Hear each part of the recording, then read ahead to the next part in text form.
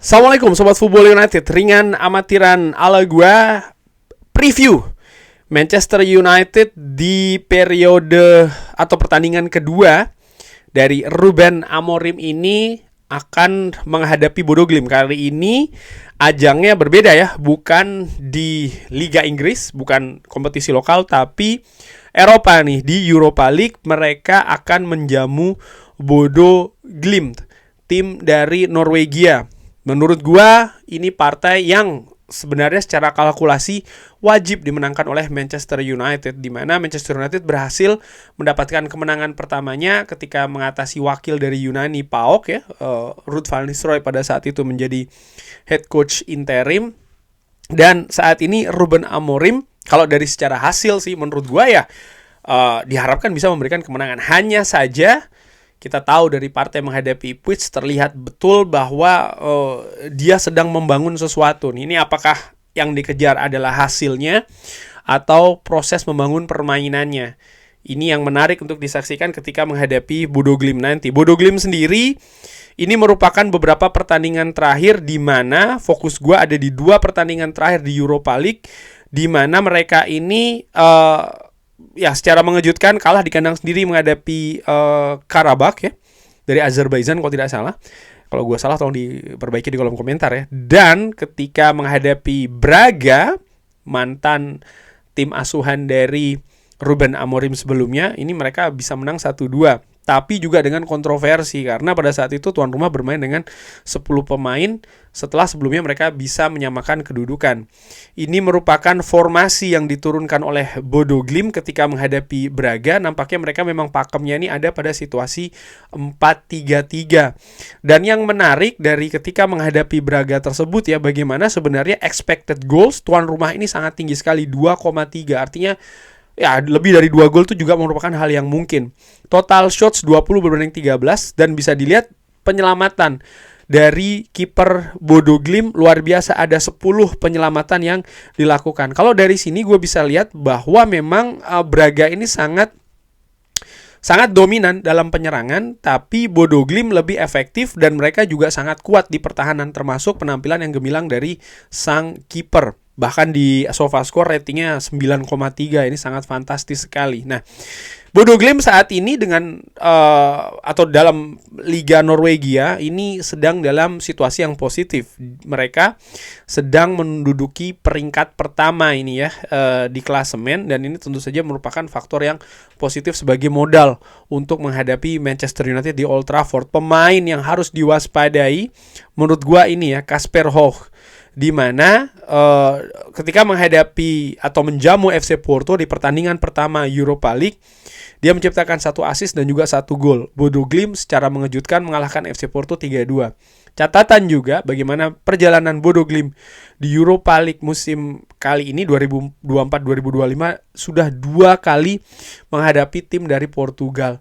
Dan kali ini mereka akan menghadapi tim yang diasuh oleh head coach asal Portugal. Ini juga menarik ya, di mana di 2 pertandingan sebelumnya Bodo Glimt mampu mendapatkan 2 kali kemenangan.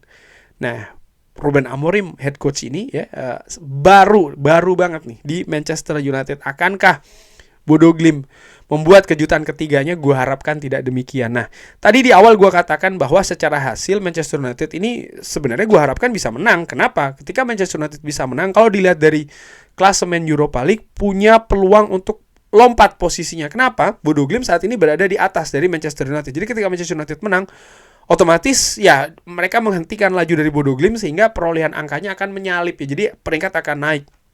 Manchester United saat ini selisih 3 poin nih dari 8 besar, di mana 8 besar ini langsung lolos ke babak knockout tanpa playoff. Menghindari playoff menurut gue ini merupakan hal yang penting, di mana ya ketika menjalani playoff maka jadwal akan semakin ketat lagi ya bagi Manchester United. Nah, balik lagi nih saat ini terkait dengan Manchester United menghadapi Bodo Glimt, seperti apa kira-kira yang akan skema yang akan diturunkan oleh Ruben Amorim? Formasi apa, siapa saja? Menurut gua semuanya masih sangat terbuka sekali, masih sangat cair sekali dengan berbagai kemungkinan. Ruben Amorim kalau kita lihat dari pertandingan menghadapi Ipswich ya, di babak pertama, di babak kedua, Dia betul-betul mencoba para pemain yang dia pikir bisa menjalankan skema ya. Dan ketika itu tidak terjadi, dia tidak segan-segan melakukan pergantian dan juga sedikit semacam kayak percobaan dengan misalnya menempatkan Joshua Zirkzee tidak pada posisi lini depan tapi di posisi gelandang serang ya, ataupun inside forward. Lalu Amad Diallo misalnya di babak pertama ditempatkan sebagai wingback kanan. Jadi ada percobaan menurut gue. Bruno Fernandes posisi di babak pertama dan di babak kedua jelas berbeda menurut gue ya. Dan ini juga merupakan semacam kayak percobaan-percobaan yang dilakukan oleh Ruben Amorim, di mana menurut gue sangat wajar. Dia memiliki waktu yang sangat sempit sekali ketika international break kemarin datang, bahkan hanya memiliki 2 kesempatan melakukan latihan sebelum pertandingan pertamanya. Dan kali ini pun juga demikian, dia tidak memiliki waktu yang panjang, yang banyak untuk bisa membuat para pemain Manchester United ini langsung paham secara 100% dengan keinginan yang dilakukan di atas lapangan. Ada banyak hal menurut gue yang harus diperbaiki, dan nampaknya saat ini periodenya adalah periode mengakses ya, ataupun menganalisa keadaan situasi skuad Manchester United, baik itu secara individu maupun secara skuad, secara kolektif.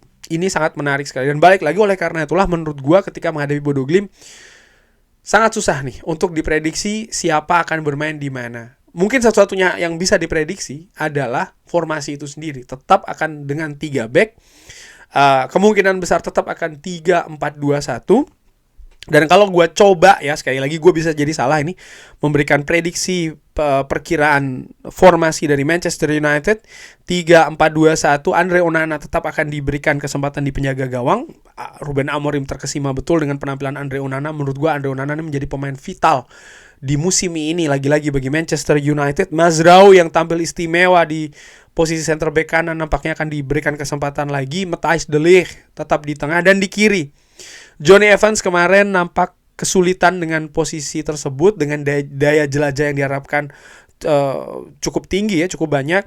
Lisandro Martinez yang cedera, posisinya menurut gua nih akan diisi oleh Luke Shaw yang kemarin juga sudah menjalani pertandingan setelah absen cukup lama. Lalu 4 di depannya ada 2 wingback kanan dan kiri. Menurut gue di kiri dengan di tempatnya Luke Shaw, maka ada kemungkinan Tyrell Malacia yang akan diberi kesempatan dari awal. Kenapa tidak Diogo Dalot? Diogo Dalot kemarin ketika diberikan kesempatan juga menerima kritikan ya kan dari Ruben Amorim, di mana Diogo Dalot nih biasanya bermain dengan skema 4-2-3-1 dengan kebiasaan yang berbeda karena instruksinya pun juga tidak sama. Nah, kali ini menurut gue bisa jadi akan diberikan kesempatan kepada Tyrell Malacia yang memang aslinya posisi ada di back kiri. Apakah dia bisa menerapkan apa yang diinginkan oleh Ruben Amorim? Sementara untuk back kanan, apakah akan ditempati oleh Diogo Dalot? Gue justru berpikir akan diberikan kepada seorang Anthony. Amad Diallo yang posisinya dimodifikasi sebagai wingback kanan bisa tampil bagus. Kali ini mungkin Ruben Amorim akan memberikan kesempatan kepada Anthony ya, dengan memodifikasi posisi itu. Apakah Anthony juga bisa menjalankan dengan sama baiknya? Nah, 2 gelandang di tengah, gue pikir Ugarte akan diberi kesempatan di sana. Ugarte sudah terbiasa dengan pola permainan dari Ruben Amorim, dengan Bruno Fernandes ketika menghadapi Ipswich di babak kedua terutama. Bruno Fernandes ini posisinya di drop ya, agak ke bawah, menjadi gelandang tengah dibandingkan gelandang serang. Dan Ruben Amorim mengatakan dia suka kemampuan Bruno Fernandes yang memiliki akurasi bagus di dalam melakukan long ball ke depan, dan itu nampaknya akan diuji cobakan dalam tanda kutip ketika menghadapi Bodo Glimt. Lalu 3 pemain serang nih, ada 2 gelandang serang. Menurut gua Mason Mount mungkin ketika situasi fisik sudah dianggap fit betul, dan gue juga melihat ketika menghadapi Ipswich ini dia disimpan ya kan dengan menit bermain yang sangat minim, mungkin akan diberi kesempatan dari awal nih dengan posisi gelandang serang, di mana ini bukan posisi baru dalam skema 3-4-3 ataupun 3-4-2-1 bagi seorang Mason Mount. Ruben Amorim mengatakan dia menyukai Mason Mount. Dia bahkan memiliki 2 posisi untuk Mason Mount. Akankah diberi kesempatan dari awal? Feeling gue, perkiraan gue bisa jadi salah sekali, tapi itu yang gue lihat ya. Dan seorang Amad, mungkin Amad akan didorong lebih ke depan dan diberikan peran yang baru nih, dimana Amad memiliki daya penetrasi yang bagus, diharapkan atau gua harapkan ketika diberikan posisi ini dia bisa tampil lebih bagus dibanding misalnya Garnacho ataupun Marcus Rashford. Dan ya kita lihat apakah Ahmad juga bisa tampil sama baiknya seperti ketika dia diberikan posisi di wingback sebelah kanan. Dan ujung tombak menurut gua mungkin Rasmus Højlund kali ini yang akan diberi kesempatan duluan. Ketika menghadapi Ipswich, Marcus Rashford diberikan kesempatan sebagai starter, mampu mencetak gol, tapi menurut gue penampilannya setelahnya justru jauh menurun. Ketika menghadapi Bodo Glimt, seperti gue katakan di awal ya, apakah Ruben Amorim, oke, tentu saja semua berharap bermain bagus dan menang, tapi pada situasi saat ini menurut gue ada kemungkinan itu tidak bisa terjadi secara bersamaan ya.